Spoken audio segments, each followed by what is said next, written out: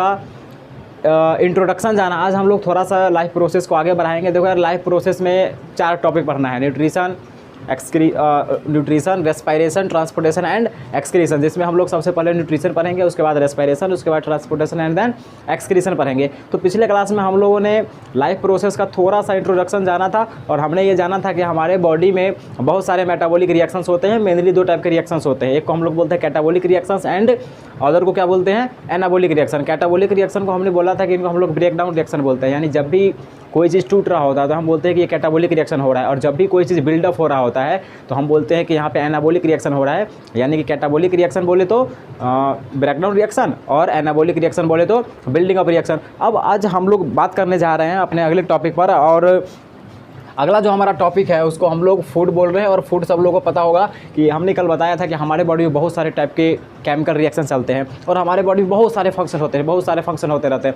हम लोग living things है, जितना भी लिविंग थिंग्स है वो उसके बॉडी में बहुत सारे फंक्शन चलते रहते हैं। और जो नॉन लिविंग थिंग्स है, जैसे अगर मैं आपको एक एग्जांपल बताऊंगी, मान लीजिए फैन है और ह्यूमन है, तो फैन और ह्यूमन में क्या अंतर है? हम लोग लिविंग है और वो फैन क्या है, नॉन लिविंग है। तो हम में और नॉन लिविंग में क्या अंतर है? मेरा बॉडी भी, अपना बॉडी भी एक प्रकार का मशीन है और नॉन लिविंग भी क्या है, एक प्रकार का मशीन है। लेकिन जैसे पंखा है, पंखा भी एक मशीन है और हम लोग भी क्या है, एक मशीन है। तो हम दोनों में डिफरेंस क्या है? हम लोग लिविंग मशीन है और वो नॉन लिविंग मशीन है। लिविंग मशीन की विशेषता ये होती है कि लिविंग मशीन एक सारे टाइम पर बहुत सारा काम कर सकता है। जैसे मान लीजिए कि मैं अभी यहाँ पे खड़ा हूँ तो मेरे बॉडी में बहुत सारा काम चल रहा है, मैं बोल भी रहा हूँ, कुछ सुन भी रहा हूँ, अपने हैंड्स को भी मूव करा रहे हैं, और मेरे बॉडी में ट्रांसपोर्टेशन भी हो रहा है, रेस्पिरेशन भी हो रहा है, और हो सकता है भोजन का डाइजेशन भी हो रहा हो सकता है, क्या भोजन का डाइजेशन हो ही रहा होगा। तो हमारे बॉडी में बहुत सारे टाइप के फंक्शन चलते रहते हैं एक ही टाइम पर। लेकिन नॉन लिविंग में ऐसा सिस्टम नहीं होता है। जो नॉन लिविंग मशीन होता है वो एक टाइम पर केवल एक ही काम कर सकता है। तो ये नॉन लिविंग और लिविंग थिंग में एक मेजर डिफरेंस है। तो यार, हमने जाना अभी कि लिविंग थिंग्स के बॉडी में बहुत सारा काम चलता रहता है, तो इतने सारे काम करने के लिए एनर्जी चाहिए। मान लीजिए हमें बाइक को एक जगह से दूसरी जगह लेकर के जाना है, तो जब हम बाइक को एक जगह से दूसरी जगह ले जाते हैं तो उसके लिए भी एनर्जी की जरूरी होती है। और वो एनर्जी कहाँ से मिलता है? पेट्रोल से। हम उसमें पेट्रोल डालेंगे, पेट्रोल एनर्जी बनाएगा, उस एनर्जी से बाइक चलेगा। तो जब वह नॉन लिविंग मशीन एक टाइम पर केवल एक काम कर रहा है तो उसको इतना एनर्जी चाहिए। तो जब हमारा लिविंग बॉडी एक सारे टाइम पर इतना सारा काम कर रहा है तो उसको कितना एनर्जी चाहिए? तो उसको कहाँ से एनर्जी मिलेगा? तो हमें एनर्जी मिलता है फूड से। अगर हमसे कोई पूछे कि फूड क्या है, तो हम जनरली बोल देते हैं कि फूड एक प्रकार का फ्यूल है। फूड एक प्रकार का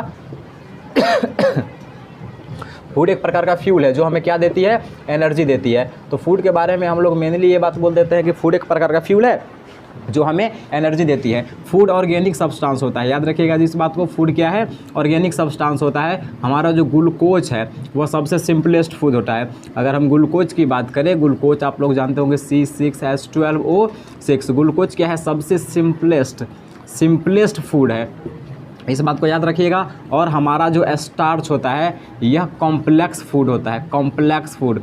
तो simplest food is glucose and the complex food is starch. तो फूड के बारे में मैंने क्या क्या बताया? फूड एक प्रकार का फ्यूल है जो हमें एनर्जी देने का काम करता है। फूड ऑर्गेनिक सब्सटेंस होता है। तो यार, जो सब्सटेंस हमें एनर्जी देगा, ठीक है, उसको हम फूड बोलते हैं। जैसे मान लीजिए कि अपने पास गोल्ड है, तो अगर हम गोल्ड खा ले तो क्या हो जाएगा? गोल्ड हम खाएंगे तो इससे एनर्जी मिलने वाला नहीं है, क्योंकि गोल्ड का रेस्पिरेशन होता ही नहीं है। अगर हम सिल्वर खा ले, गोल्ड खा ले, तो इस सब का रेस्पिरेशन नहीं होता है। इसके खाने से हमें एनर्जी नहीं मिलेगा।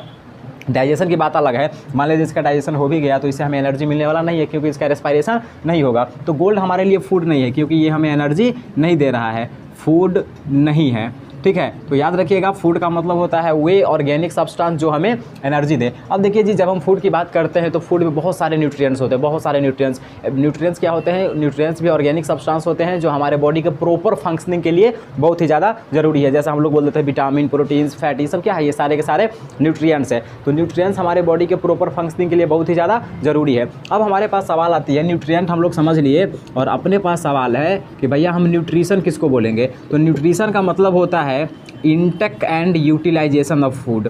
Intake and utilization of food को हम लोग क्या बोलने जा रहे हैं?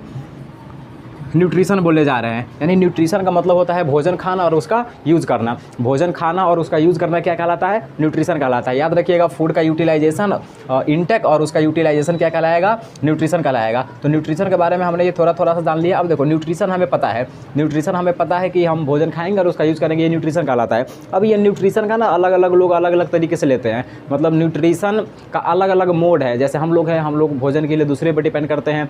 कुछ ऐसे भी लोग हैं जो भोजन दूसरे पर डिपेंड नहीं करते खाते हैं वो अपना भोजन खुद बना लेते हैं। तो न्यूट्रिशन का अलग अलग मोड है। जब हम न्यूट्रिशन के मोड की बात करते हैं तो जनरली अपने पास न्यूट्रिशन का 2 मोड होता है। एक को हम लोग बोल देते हैं autotrophic mode, autotrophic mode of nutrition, and the second is heterotrophic mode of nutrition. मैं बहुत ही जल्दी इस चीज़ को ख़त्म कर रहा हूँ क्योंकि ये सब बहुत ही छोटी छोटी बात है जिसको हम लोग कभी ना कभी पढ़ चुके हैं नीचे क्लासों में। तो autotrophic mode of nutrition and heterotrophic mode of nutrition. अब अपने पास सवाल आती है कि ऑटोट्रॉफिक मोड ऑफ न्यूट्रिशन किसको बोलते हैं। तो सिंपली जो ऑर्गेनिज्म अपने भोजन के लिए दूसरे पे डिपेंड नहीं रहता है, वो अपना भोजन खुद बनाएगा, उसको हम क्या बोलेंगे, ऑटोट्रॉफिक मोड ऑफ न्यूट्रिशन। जब कोई ऑर्गेनिज्म भोजन के लिए किसी दूसरे पर डिपेंड ना रह करके अपना भोजन खुद बनाता है तो उसको हम क्या बोलेंगे कि ये यहाँ पे ऑटोट्रॉफिक मोड है न्यूट्रिशन का। तो ऑटोट्रॉफिक का मतलब हमें समझ में आ गया। और हेट्रोट्रॉफिक जस्ट इसका उल्टा है। हेट्रोट्रॉफिक का क्या मतलब है, हेट्रोट्रॉफिक मतलब अगर कोई ऑर्गेनिज्म भोजन के लिए किसी दूसरे पे डिपेंड करता है, जैसे हम लोग हैं तो हम लोग भोजन के लिए प्लांट पे डिपेंड है, एनिमल्स पे डिपेंड है। अगर प्लांट खत्म हो जाए, एनिमल खत्म हो जाए तो हमें भोजन मिलने वाला नहीं है। तो ऑटोट्रॉफिक और हेट्रोट्रॉफिक हमें इतना बात समझ में आता है। ऑटोट्रॉफिक मतलब हम भोजन खुद बनाएंगे और हेट्रोट्रॉफिक मतलब हम भोजन खुद नहीं बनाएंगे, भोजन के लिए दूसरे पर डिपेंड रहेंगे। जो ऑर्गेनिज्म अपना भोजन खुद बनाता है यानी जो न्यूट्रिशन ऑटोट्रॉफिक मोड के द्वारा प्राप्त करता है उसको हम लोग बोलते हैं ऑटोट्रॉफ। यानी कि ये ऑटोट्रॉफ से, अगर हम कह दें कि प्लांट ऑटोट्रॉफ से, प्लांट्स मतलब ग्रीन प्लांट्स, और कुछ बैक्टीरिया भी होता है जैसे अपना साइनोबैक्टीरिया है, साइनोबैक्टीरिया भी अपना भोजन खुद बनाते हैं, यानी कि ये ऑटोट्रॉफ्स है। तो ऑटोट्रॉफ्स का मतलब है कि वो ऑटोट्रॉफिक मोड न्यूट्रिशन द्वारा अपना भोजन प्राप्त करेगा। और जो हेट्रोट्रॉफिक मोड के द्वारा प्राप्त करेगा उसको हम क्या बोलेंगे, हेट्रोट्रॉफ है। तो इसका तो बहुत ही सारा एग्जाम्पल है, आप लोग खुद समझ सकते हैं। हम भी एक हेट्रोट्रॉफ्स है। तो ऑटोट्रॉफ्स और हेट्रोट्रॉफ्स आई होप कि समझ में आ गया होगा।